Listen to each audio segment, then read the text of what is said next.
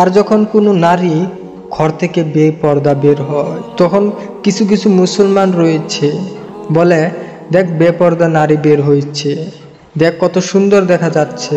তখন যদি আরো একজন বলে, দেখ ভাই এটা দেখা তো ঠিক না, গ্যার মহরমকে দেখা তো আমাদের জায়েজ না। তখন কিছু লোক বলে যে, দেখ ভাই এত জ্ঞান দিতে আসবি না, তারা যদি পর্দা করতো আমরা কি তাকাতাম, তারা যদি পর্দা করতো আমরা কি দেখতাম, এতে আমাদের কোনো ভুল নেই, ভুল তাদের, তারা পর্দা করে নাই, আমরা দেখলে সমস্যা কি। তারা যদি পর্দা করতো আমরা কি তাকাতাম না। তারা বুঝবে, তারা হিসাব দিবে আল্লাহ তাআলার কাছে, কারণ তারা পর্দা করে নাই।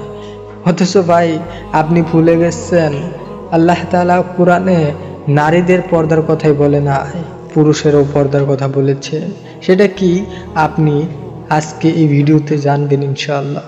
আল্লাহ তাআলা সর্বপ্রথম পুরুষের পর্দার কথা বলেছেন। আল্লাহ তাআলা কোরআনে সর্বপ্রথম পুরুষদের পর্দার কথা বলেছে। আপনি সর্বপ্রথম কোরআন থেকে শুনুন যে আল্লাহ তাআলা সর্বপ্রথম কার পর্দার ব্যাপারে বলা হয়েছে, কোরআনে কি বলে শুনুন।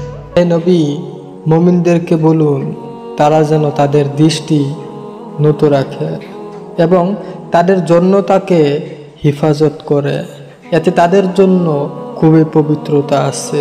নিশ্চয়ই তারা যা করে আল্লাহ তাআলা তা অবহিত আছেন। হে ভাই, এইটা কথা কি মানবেন না?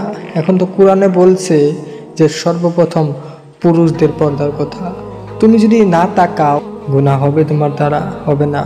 সর্বপ্রথম তোমাকে পর্দা করতে হবে, তোমার চোখকে নত করে রাখতে হবে।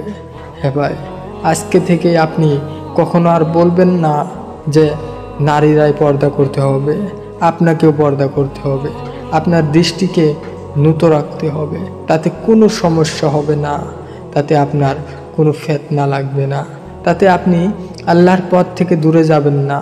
আল্লাহর কোরআনকে যদি বিশ্বাস করেন, আজকে থেকেই রাস্তা দিয়ে চলার সময় আপনি আপনার দৃষ্টিকে নত করে চলবেন।